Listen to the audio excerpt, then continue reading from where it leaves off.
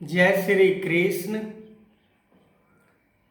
भगवान कृष्ण अर्जुन को समझाते हुए कहते हैं कि अर्जुन, तुम युद्ध करते समय यदि मारा जाएगा तो स्वर्ग का प्राप्त होगा। यदि युद्ध में यदि तुम जीत जाते हो तो इस धरती का राज भोगोगे। अर्जुन ऐसे तो युद्ध के लिए तैयार हो रहा है, पर मन के अंदर अभी भी शंका है परिवार को लेकर, अपने कुल को लेकर। भगवान कृष्ण कौरवों के पास जब संधि का प्रस्ताव लेकर जाते हैं, माता कुंती संदेश में यही भेजती है कि अर्जुन, तुम युद्ध करो, युद्ध से पीछे मत हटो। युद्ध से पीछे हटना यानी अपने धर्म को त्याग कर देना, और ये तुम्हें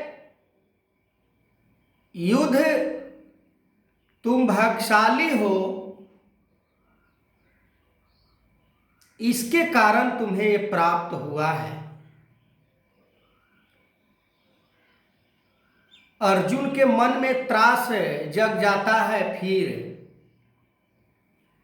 भगवान कृष्ण कहते हैं कि युद्ध करने के लिए तुम्हारे मन के अंदर उत्तेजना किसने भरा था? क्या तुम्हें अपने आप ये प्राप्त हुआ था? क्या कोई दूसरा प्रयास किया था कि तुम युद्ध करो? और वही त्रास, वही हौसला, वही उमंग अर्जुन के मन में आता है। फिर भी भगवान कृष्ण कह रहे हैं कि देखो अर्जुन, युद्ध में जो होता है हानि लाभ, उसके लिए तुम परवाह मत करो। तुम अपने कर्तव्य के ऊपर अपने कर्म करो। युद्ध में क्या परिणाम होगा, क्या हानि होगा, कौन किसको मारेगा, ये सभी शंका शुबा को अपने मन से निकाल दो। भगवान कृष्ण अर्जुन के लिए ऐसे प्रतिज्ञाबद्ध तरीके से बात करते हैं।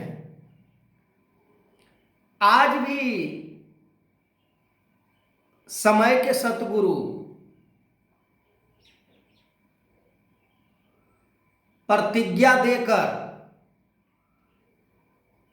हमें समझाते हैं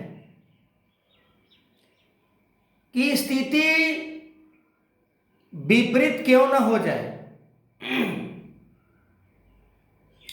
समस्या कितना भी क्यों न घेर ले, पर अपने गुरु के वचन से अपने गुरु के कर्तव्य से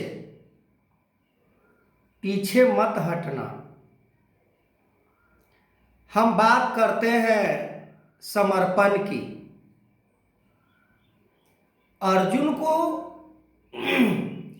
समर्पण होने का ही तो बात किया जा रहा है कि अर्जुन तुम समर्पण हो जाओ, तुम अपने मन के अंदर से सारी चीज को निकाल दो। आज भी वही बात समझाई जा रही है, पर हम क्या समर्पण करें, किस चीज को समर्पण करें, हमें खुद समझ में नहीं आता।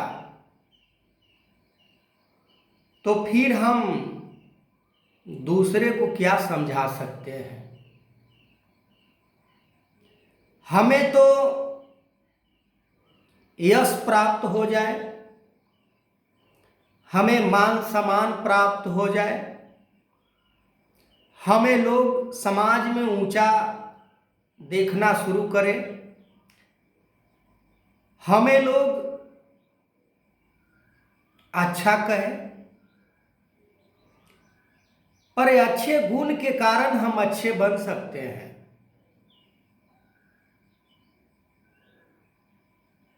पर ऐसा देखा नहीं जाता है। समर्पण की केवल व्याख्या करने से कोई समर्पण नहीं हो जाता। समर्पण करने के लिए भगवान कृष्ण अर्जुन को उस कुरुक्षेत्र के मैदान में, जहां पर एक दूसरे को मारने के लिए, एक दूसरे को वध करने के लिए भाला गणासा शस्त्र को लेकर तैयार है, पर आज वैसा गुरु नहीं समझा रहे हैं। आज भक्ति योग से इस परमात्मा को प्राप्त करने की बात की जा रही है। अपने तन मन धन को समर्पित करके इस परमात्मा को प्राप्त करने की बात की जा रही है। अपने हैसियत को त्याग करके इस परमात्मा को प्राप्त करने की बात की जा रही है। अपने ओहदे को त्याग कर इस परमात्मा को प्राप्त करने की बात की जा रही है। अपने अहंकार को त्याग कर इस परमात्मा को प्राप्त करने की बात की जा रही है। अपने जात कुल, काला गोरा, ऊंच नीच को त्याग के परमात्मा को प्राप्त करने की बात की जा रही है। मैं बात करूंगा बाबा हरदेव सिंह जी महाराज की। बाबा हरदेव सिंह जी महाराज जब इस लोक से जब अपने स्थूल शरीर को त्याग किए, जाने के उपरांत समर्पण दिवस